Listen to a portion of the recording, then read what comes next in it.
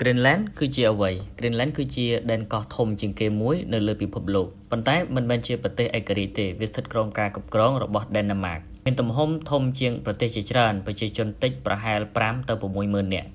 ភាគច្រើនគ្របដណ្ដប់ដោយទឹកកកឥឡូវយើងមកដឹងមូលហេតុមួយចំនួនអំពី Greenland មូលហេតុទី1ទីតាំងយុទ្ធសាស្ត្រ Greenland មានទីតាំងសំខាន់ខ្លាំងណាស់វាស្ថិតនៅចន្លោះអាមេរិកអឺរ៉ុបតំបន់អាកទិកសម្រាប់អាមេរិក Greenland គឺជាចំណុចការពារយោធានៅភាគខាងជើងអាមេរិកមានមូលដ្ឋានយោធានៅទីនោះរួចហើយសម្រាប់តាមដានមីស៊ីលនិងការពារជាតិពិសេសក្នុងការប្រឆាំងនឹងរុស្ស៊ីនិងចិនមូលហេតុទី2ធនធានធម្មជាតិក្រោមទឹកកករបស់ Greenland មានធនធានធម្មជាតិយ៉ាងច្រើនប្រេងឧស្ម័ន Rare Earth Mineral រ៉ែសម្រាប់ផលិតបច្ចេកវិទ្យាដែលមានទូរស័ព្ទរថយន្តអគ្គិសនីអាវុធនិងបច្ចេកវិទ្យាទាំងនេះសុទ្ធតែត្រូវការរ៉ែពិសេសហើយអាមេរិកមិនចង់ពឹងផ្អែកលើចិនទៀតទេហេតុទី3អាកទិកកំពុងបើកចំហដោយសារតែបំរែបំរួលអាកាសធាតុទឹកកកនៅតំបន់អាកទិកកំពុងរលាយដោយសារតែការបំរែបំរួលអាកាសធាតុទឹកកកនៅតំបន់អាកទិកកំពុងរលាយផ្លូវទឹកថ្មីក៏កើតឡើងការដឹកជញ្ជូនកាន់តែងាយប្រទេសធំៗចាប់ផ្ដើមប្រកួតប្រជែងអាមេរិកមិនចង់ឲ្យរុស្ស៊ី